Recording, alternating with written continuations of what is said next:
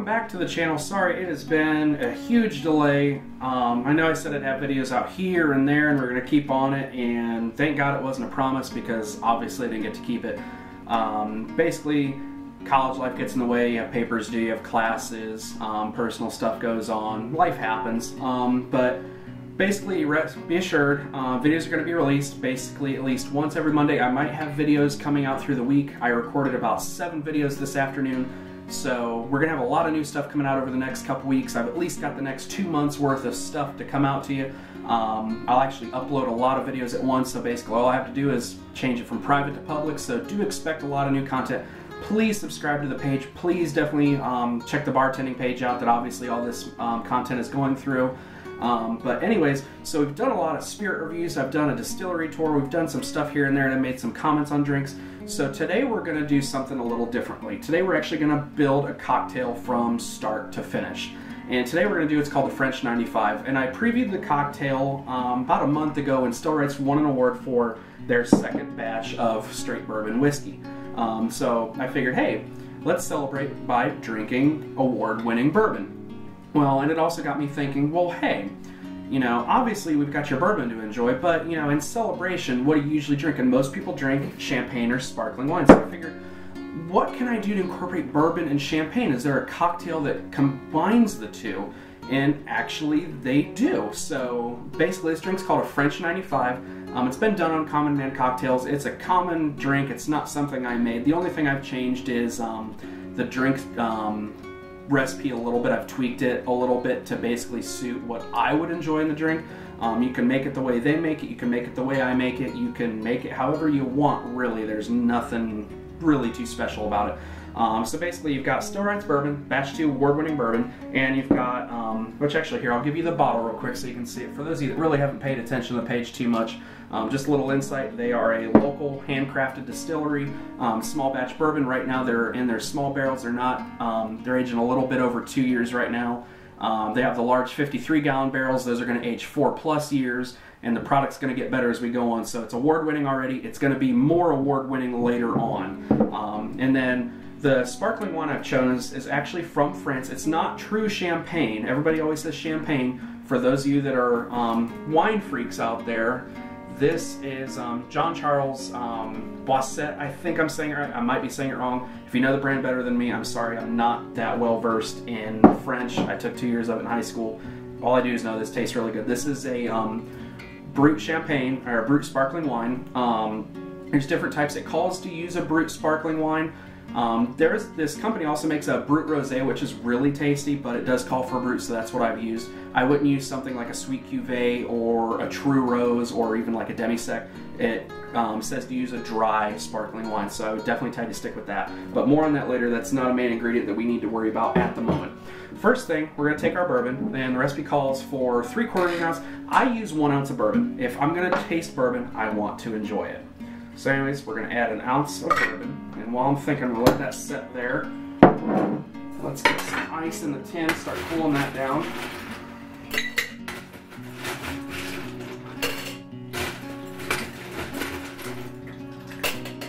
And I'm also, it calls to use a goblet. 1, I don't have a goblet. 2, the other way I was thinking of serving it is in a champagne flute, but it doesn't hold the ounce.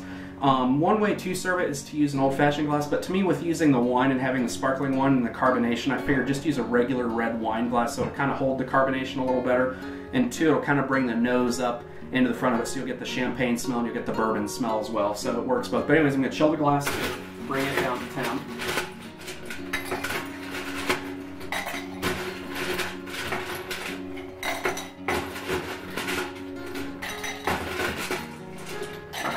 We'll let that chill for a little bit here. Now that that's done. Alright, so bourbon's added. Next thing is to add 1/2 ounce of fresh squeezed lemon juice. I don't have fresh lemons on hand. You can get this at most commissaries, grocery stores, that kind of stuff. It's just real lemon juice. It's very close to normal lemon juice that you would squeeze. The only difference, this is a little bit more tart, sugary, whereas an actual lemon, you're going to get that nice, fresh citrus. You're going to be able to tell it's fresh. This doesn't really impact the drink crazy amounts, because you could actually make this with sweet and sour mix if you really wanted to be cheap, but in this case we're just going to use this. So 1/2 ounce of lemon juice. Alright, dump that in there. And if you actually look, so far, basically this is a whiskey sour. A whiskey sour is basically bourbon or whiskey, lemon juice, and simple syrup. And then, which by the way, for simple syrup, we're gonna add 3/4 of an ounce of this. And what simple syrup is, for those of you that aren't into bartending like me and a bunch of friends, this is a bottle of simple syrup. This is a good bottle to have at your bar. There's a couple other brands that are okay, but it's a little more syrupy, not a true 50-50 blend. Stirrings does a really good job at this, but basically it's half sugar, half water. What it does is it adds volume and a little bit of dilution to the drink without basically adding straight water. So basically the citrus is, it can bring the citrus taste down, and it'll also make, so if you have an alcoholic beverage, you can add simple syrup to it, and it'll get rid of the ethanol bite if you're trying to get rid of it. So basically adds volume to a drink without basically bringing the drink down. And then speaking of citrus, orange juice is the last thing. It doesn't really call for anything in particular. I like Simply Orange. One thing I would recommend, I normally use orange juice has pulp in it. I tried this once with pulp and it's okay. I'm not saying it's bad, but I would definitely tell you do something pulp free, because you're drinking, you're sipping a drink, and then you've got a piece of pulp that's stuck under your tooth. Kind of weird. You're celebrating, you don't want to be picking something out of your tooth. Which, by the way, there's an ounce of this added. Alright, now that's it for now. I'm going to let that sit for just a quick second, and I'm going to crack the champagne open. If I can find that little bit of foil. There it is. Alright, so for those of you who've never cracked open champagne, by the way, so here's a little learning lesson for you. One, you're going to have a lot of foil on top.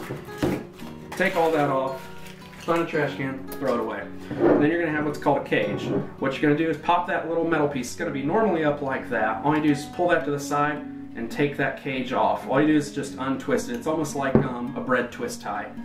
Once you pull the cage off, here's where people usually make the mistake. Normally you have a cloth or something like that. I've just got a little sham. What I usually do, just cover that up, and I usually twist it slowly, just a little bit, and you're going to hear it pop, and it's going to go off on its own. A lot of people shoot it off, and it'll go flying like that. And I just let it off slowly, but here's the thing. Caught it. Alright, and if you can tell, it's definitely carbonated. You can already see the bubbles starting to form. So we're going to leave that sit just for a couple seconds, which, by the way, for your champagnes, it's recommended. Leave it in the fridge for about 2 days. Before the video even shot, I had it sitting in ice waiting while I got everything else out on the table. You want this to be really nice and cold when it starts going. Champagne at room temperature is kind of like warm beer. You really don't want it. So anyways, got all our ingredients there in the shaker. You don't add champagne to a shaker, by the way. If you do that, it's going to carbonate and fizz everywhere. If you've seen people get sprayed with champagne, you'll basically do that to yourself. So what you need to do right now is take it, throw it in a tin.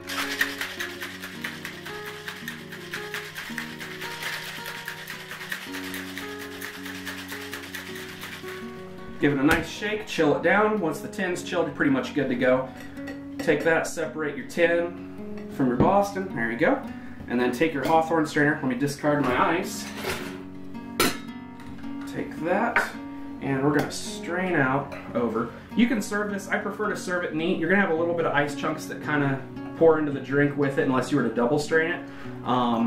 But you can serve it on the rocks. It'll keep it chilled a little bit longer. The only thing with ice that I will say is the carbonation is going to really fizz up if you have ice, and you're pretty much going to have a really flat drink. So if you serve it neat, you might have a little bit of ice chunks, but it won't be too bad. But anyways, from here, there's no true amount for champagne. For the goblet, it says basically fill to the rim with champagne. You could do the same with this, or you could do it with the old-fashioned glass. It'd probably be a little bit easier. The red wine glass holds a little bit more volume. What I usually do, pour to the same level you would with red wine, about halfway up the neck. So what we'll do, pour that. As you can see, nice bit of color flowing there. Let that fizz out a little bit, and that's going to swirl the drink around a little bit. The champagne's going to mix in with it. You can see it's already fizzed out about half the drink, and we've got about half a glass poured. That's what it looks like as a finished product. For those of you that ever had like a mimosa, this is kind of in the same category. Not completely, but it's close. But this is a great summer cocktail. It's also a great party cocktail or a celebration. So for those of you that have weddings coming up, this is a really fun cocktail to make for your bride and groom. I'd recommend this, you know, sitting out after maybe a good day with friends. But with champagne, if you're celebrating, you can't go wrong with champagne. my book, you can never go wrong with bourbon, especially an award-winning bourbon. It's a great brut sparkling wine, but I'll tell you what it tastes like. I haven't had this for a month, so.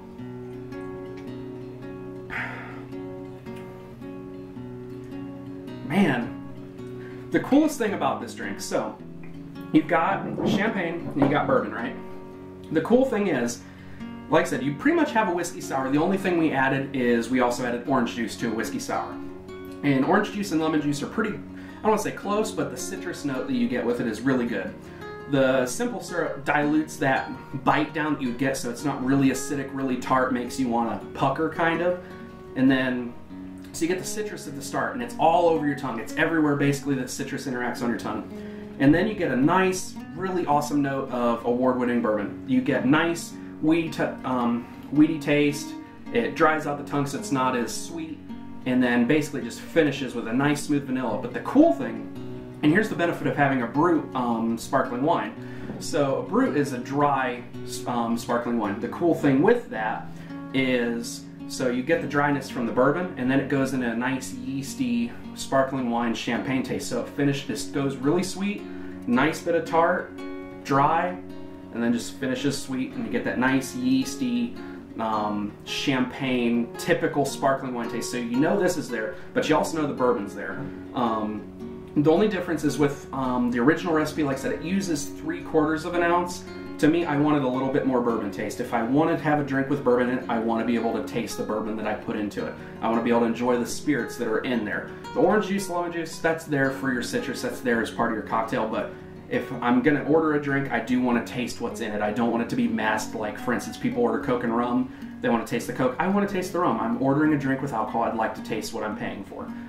But anyways, the only downside to this, it doesn't have to be drank quick. But if you look now, the carbonation's almost subsided. There's a little bit of carbonation that's coming up from the bottom of the glass. Not as much though, because it's interacted with the ice and the other components that are in the drink, so it's kind of fizzed out. It's not going to be as carbonated as if you had a champagne flute that'll stay carbonated for quite some time. And champagne by nature too, by the way, will fizz out really quick. There is a lot of carbonation in a champagne bottle, but as soon as it gets into contact with other things, it will definitely start fizzing out. And especially with this being a fruit drink, it's gonna fizz out really quick. So I'm gonna enjoy this drink. If you enjoyed it, please share the drink with others. Like, comment, subscribe. If you do try it, let me know what you think. I think this is great, perfect summer celebration drink, maybe for, you know, first day of summer like we just had now, or, you know, kids graduated from high school, that kind of stuff. Don't give them to your kids. That's the wrong aspect to think of. But for the parents out there that I know that are on this page that have kids coming up to graduate soon, this is definitely a celebration. Weddings, this would be a great wedding toast drink for those that, like guys like me, that I would rather have bourbon than I would rather have champagne, but hey, champagne calls for celebration. So with that, I'm going to celebrate and enjoy award-winning bourbon, and I'm going to leave you to it. Thank you for watching, and cheers.